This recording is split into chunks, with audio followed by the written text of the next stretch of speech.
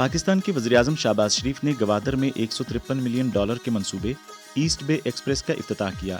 Asset بے express way کا منصوبہ 12 اکتوبر 2017 کو شروع ہوا اور 54 ماہ کی تعمیر کے بعد 10 اپریل 2022 کو مکمل ہوا۔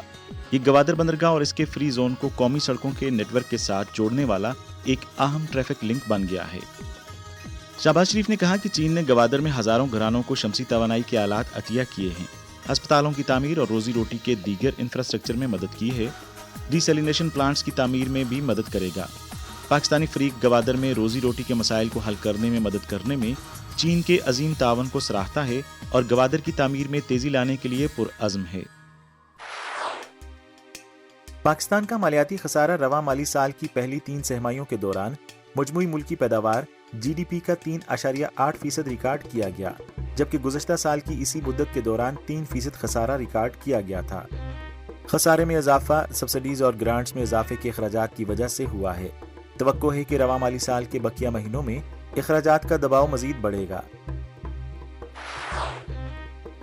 وزیر خزانہ اور محصولات مفتاح اسماعیل نے ہفتہ کو یہاں کہا کہ بین الاقوامی مالیاتی فنڈ کے ساتھ عملے کی سطح کے معاہدے پر جون میں دستخط کیے جائیں گے، اور انہوں نے کہا کہ حکومت ملک کے غریبوں کو زیادہ سے زیادہ ریلیف فراہم کرنے کی پوری کوشش کرے گی۔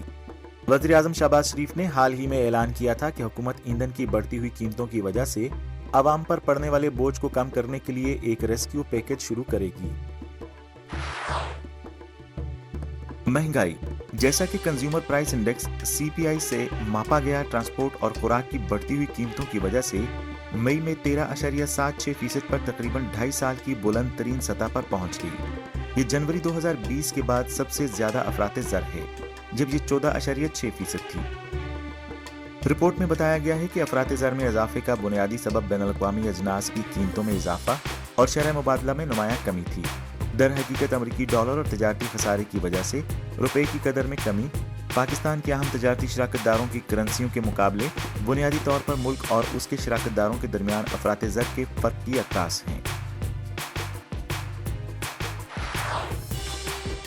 وزیر اعظم شہباز شریف نے پیر کو ملک میں آٹے کی قیمتوں میں اضافے کا سخت نوٹس لیتے ہوئے متعلقہ وزراء اور وزارتوں سے اس معاملے پر رپورٹ طلب کر لی ہے۔ اس وقت پاکستانی مارکیٹ میں آٹے کی قیمت 65 روپے فی کلو تک پہنچ چکی ہے، جو کہ قیمت میں اضافے کی ایک وجہ بن گئی ہے۔ یوٹیلیٹی سٹورز کارپوریشن میں 1 جون سے گھی اور کوکنگ آئل کی قیمتیں دگنی ہو گئی ہیں، جس سے صارفین حیران ہیں۔ خوردہ مارکیٹوں میں مشہور برانڈز کے گھی اور کھانا پکانے کی زیادہ سے زیادہ قیمتیں اب بھی 540 سے 560 روپے فی کلو گرام فی لیٹر کے درمیان ہیں، جس میں کوئی خاص اضافہ نہیں ہوا ہے۔ کھاد کے صنعت کاروں نے یوریا کی قیمت موجودہ 1768 روپے فی بوری سے بڑھا کر 1850 روپے کر دی ہے۔ افراط زر کے دباؤ اور گیس کی بلند قیمتوں کا حوالہ دیتے ہوئے اس سرکاری طور پر اعلان کردہ اضافے کے باوجود مارکیٹ میں یوریا کی قیمت اب بھی بہت زیادہ ہے اور پاکستان کے بیشتر حصوں میں 2600 روپے فی بوری فروخت ہو رہی ہے۔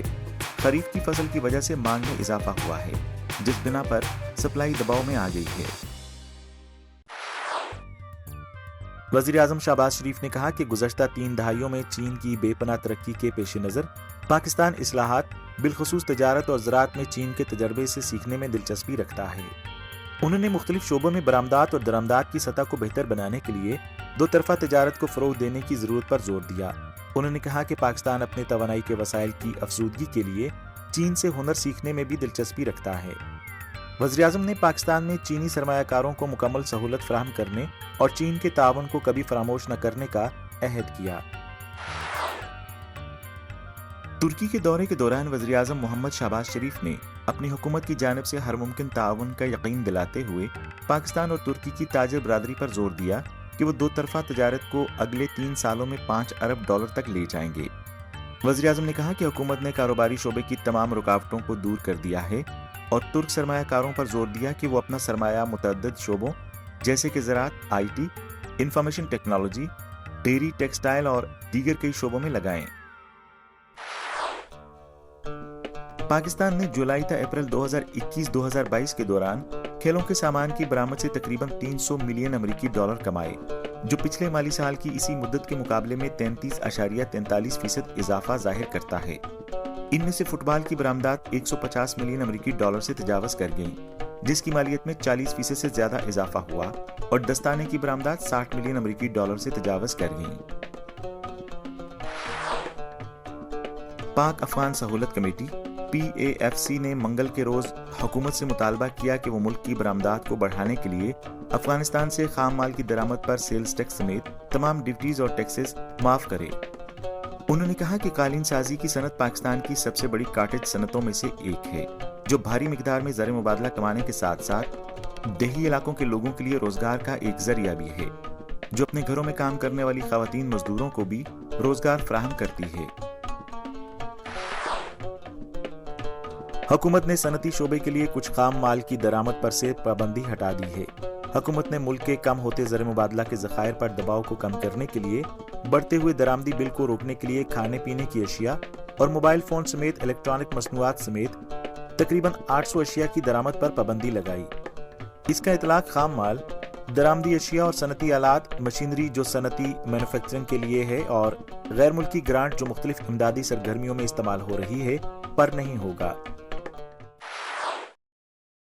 ریفینیٹو ایکون کے اعداد و شمار کے مطابق 24 فروری کو روس یوکرین تنازع کے بعد سے بھارت کو 34 ملین بیرل رعایتی روسی تیل موصول ہوا ہے، جو کہ 2021 کی اسی مدت کے مقابلے میں دیگر مصنوعات سمیت روس سے کل درآمدات کی قدر میں 3 گنا زیادہ ہے۔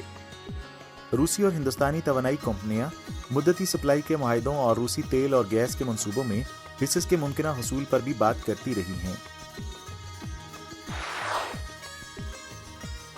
بڑھتی ہوئی سبسڈی مختص کرنے کی وجہ سے تیل کی صنعت کو اب خام تیل اور تیل کی مصنوعات کی درآمد کے لیے بین الاقوامی مالیات کا بندوبست کرنے میں چیلنجز کا سامنا ہے۔ پاکستان کی ایندھن کی سپلائی اب قرضوں کی محدود سہولیات، بلند افراط زر اور روپے کے مقابلے میں ڈالر کی بڑھتی ہوئی قیمت کی وجہ سے بھی شدید خطرات سے دوچار ہے۔ مالیاتی پریشانی نے تیل کی صنعت کو انتہائی کمزور اور نازک بنا دیا تھا، اور اس کے نتیجے میں سپلائی چین ٹوٹ سکتی ہے۔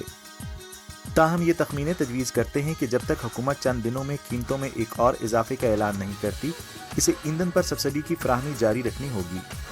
اس سے قبل پاکستان کے وزیر خزانہ مفتاح اسماعیل نے کہا تھا کہ وزیر اعظم شریف نے ایندھن اور توانائی کی سبسڈی منسوخ نہ کرنے کا فیصلہ کیا ہے، کیونکہ سبسڈی کی منسوخی سے مہنگائی میں اضافہ ہوگا اور کم اور درمیانی آمدنی والے طبقوں کی زندگیوں پر شدید اثر پڑے گا۔